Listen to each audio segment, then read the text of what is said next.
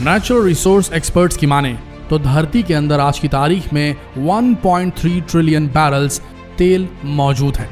अगर हम बात करें दुनिया के बड़े तेल के कुओं की तो, और जिस गति से हम कंज्यूम कर रहे हैं तेल, जिस गति से हम इस्तेमाल कर रहे हैं, आज की जो करंट दर है, अगर इस गति से हम इस्तेमाल करते रहे तो आने वाले 40 साल के अंदर ये सारे के सारे तेल रिजर्व्स डिप्लीट हो जाएंगे, ख़त्म हो जाएंगे।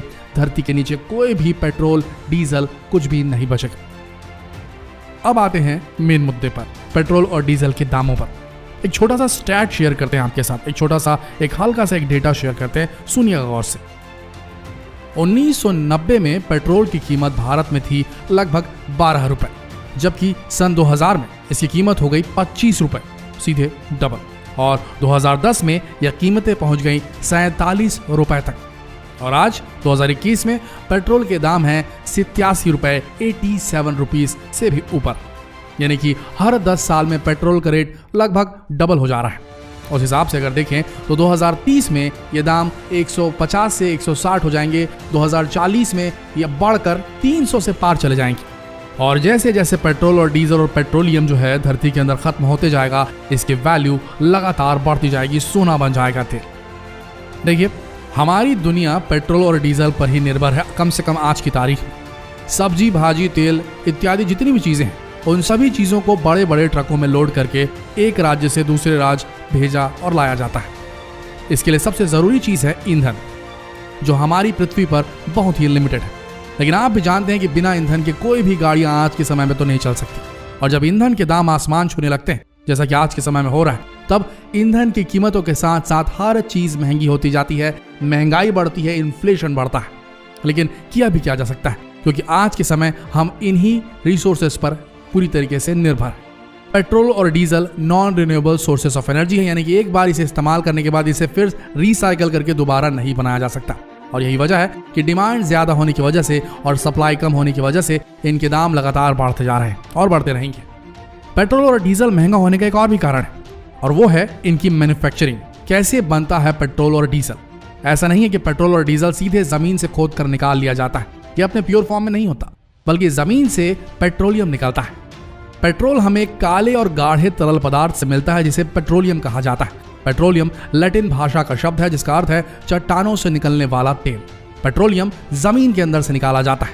पेट्रोलियम के कुएं होते हैं, जिनमें से कच्चा तेल यानी कि क्रूड ऑयल निकाला जाता है। इस तेल में पेट्रोल, नेफ्थ, केरोसिन, डीजल, मोम, पिच आदि चीजें होते हैं। कच्चे तेल को साफ करने के लिए कारखानों में लाया जाता है। इन कारखानों को पेट्रोल रिफाइनरीज कहा जाता है। कहते हैं कच्चे तेल को बड़े बड़े बेलनाकार बर्तनों में डालकर गर्म किया जाता है। अलग अलग तापमान पर कच्चे तेल में उपस्थित चीजें अलग अलग पाइपों द्वारा निकाल ली जाती है। इस प्रकार पेट्रोलियम का एक हिस्सा पेट्रोल के रूप में प्राप्त होता है। पेट्रोल और डीजल की मैन्युफैक्चरिंग डिस्टिलेशन के तरीके से हासिल की जाती है। ये इनकी कीमत पर बहुत बड़ा असर डालती है। आपको बता दें एक इंपॉर्टेंट बात कि देखा जाए तो डीजल और पेट्रोल के दाम फिक्स नहीं होते। हर कंट्री में इनके रेट्स डिफर करते हैं, बदलते रहते हैं। जैसे भारत में आज की तारीख में 87 रुपए है, तो हो सकता है दुबई और सऊदी अरब में इसका कीमत सिर्फ 10 रुपए ही हो, क्योंकि जिस देश में क्रूड ऑयल यानी कि कच्चे तेल के कुएं हैं, जहां से पेट्रोलियम निकाला जा सकता है, उन देशों में पेट्रोल की कीमत कौड़ियों के दाम पर होती है। और जिन देशों में कच्चा तेल नहीं पाया जाता, उन देशों को दूसरे देशों से कच्चा तेल, क्रूड ऑयल इंपोर्ट करना पड़ता है। उसके बाद रिफाइनरी डिस्टिलेशन, इसका प्राइस देना पड़ता है, जिसकी वजह से पेट्रोल और डीजल की कीमतें बढ़ जाती हैं उन देशों के लिए। सबसे बड़ी बात यह है कि आखिर पेट्रोलियम यानी कि जिसे हम कच्चा तेल कहते हैं, क्रूड ऑयल कहते हैं, वो आता कहां से? आज से कई हजार साल पहले जब पृथ्वी पर विनाश हुआ था, तब कई पेड़ पौधे और कई जानवर इस धरती के अंदर समा गए थे। इसके बाद कई हजारों साल तक वो धरती के अंदर ही दबे रहे, और जब वो पूरी तरीके से डीकम्पोज हो गए तो उनसे कच्चा तेल बना। एक बड़ा ही दिलचस्प विषय है। हजारों लाखों साल पहले पौधे और जानवर जमीन के अंदर पृथ्वी की उथल पुथल के कारण दब गए। अत्यंत दबाव और गर्मी के कारण ये मृत पौधे और जानवर पेट्रोलियम में बदल गए। मनुष्य ने समुद्र के अंदर पेट्रोलियम के ऐसे भंडारों का पता लगाया और समुद्र की चट्टानों से इस काले तरल पदार्थ को निकालना शुरू किया। अब ऐसा नहीं है कि इस पृथ्वी पर कच्चा तेल कहीं पर भी मिल जाता है। सिर्फ कुछ जगहें ऐसी हैं हमारी इस पृथ्वी पर जहां पर कच्चा तेल पाया जाता है, और इस कच्चे तेल की वजह से ही पेट्रोल, डीजल, केरोसिन, मोम और इस तरह की कई चीजें बनाई जाती हैं। देखा जाए तो कच्चा तेल जमीन और समुद्र दोनों के अंदर ही पाया जाता है, और समुद्र से कच्चा तेल निकालने के लिए समुद्र के ऊपर एक फ्लोटिंग रिफाइनरी बनाई जाती है। जब इस रिफाइनरी को किसी एक जगह पर कच्चे तेल का भंडार मिल जाता है, तब उस तैरती हुई रिफाइनरी को आसपास के चट्टानी पत्थरों से मजबूती से बांध दिया जाता है ताकि वो इधर उधर ना हिले। इसके बाद समुद्र के अंदर ड्रिलिंग की जाती है। ये बिल्कुल ऐसा ही प्रोसेस है जैसे आप अपने घरों में बोरिंग करवाते हैं, लेकिन इसकी गहराई कई हजार फीट तक होती है।